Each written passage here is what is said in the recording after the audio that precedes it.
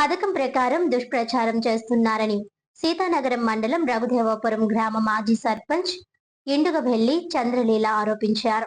Rajahmundry press club లో రఘుదేవపురం గ్రామం మాజీ సర్పంచ్ ఇండుగవెల్లి చంద్రలీల మీడియా ప్రతినిధుల సమావేశంలో మాట్లాడారు.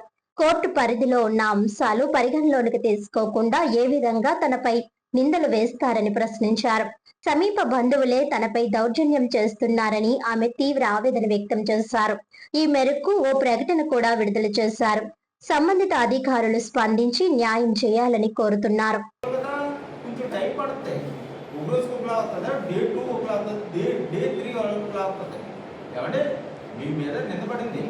మీరు అంటే స్పందించరు కదా,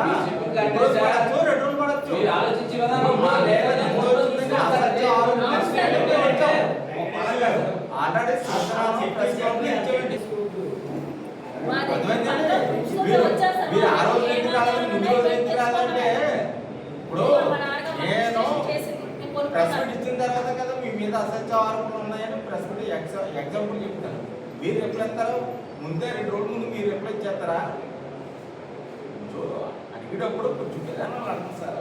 మేము అడిగా పట్టుకోవాలి సార్, అంతే అడుగుతున్నాం. ఇప్పుడు నా మీద అవినీతి ఆరోపణ వచ్చింది, అప్పుడు నేను నెక్స్ట్ డే కానీ 2 days కానీ ఎక్స్ప్లెయిన్ ఇస్తాను. అంతకు ముందు రోజు 2 రోజుల ముందు ఎక్స్ప్లెయిన్ ఎలా ఇస్తారండి? మీరు ముందే ఏమైనా ఎమ్మెల్యే గారికి ఆల్రెడీ గతంలో సెటిల్మెంట్ అయ్యేసారు. ఆ సెటిల్మెంట్కి ఒప్పుకోలేదండి. ఆ సెటిల్మెంట్ సంవత్సరం అవుతుంది. వాళ్ళు సాక్షికున్న దానికి కూడా వాళ్ళు రిప్లై ఇవ్వలేదు. అక్కడే సార్ కూడా ఒప్పించారు సార్ ఎమ్మెల్యే గారు బతుకుపల్లి కృష్ణ గారు. అక్కడ కూడా వాళ్ళు ఒప్పుకుని బయటకు వచ్చిన తర్వాత ఇంకేం మాట్లాడితే సంవత్సరం వల్ల పొడిగిపోయిపోయారు. ఈ మధ్యకాలంలో మే నెలలో వచ్చారు.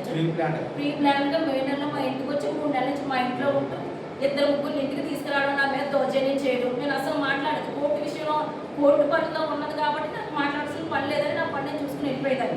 పక్కా ప్లాన్ ప్రకారం మళ్ళా వచ్చి నన్ను కొట్టి నా సామాను బయటకు పెట్టేసింది కాక ఆడగాలు కొట్టుకుని వాళ్ళ తీసుకొని నా మీద ఎంఐఎస్ మాట్లాడుచుకోవడం చేశారు.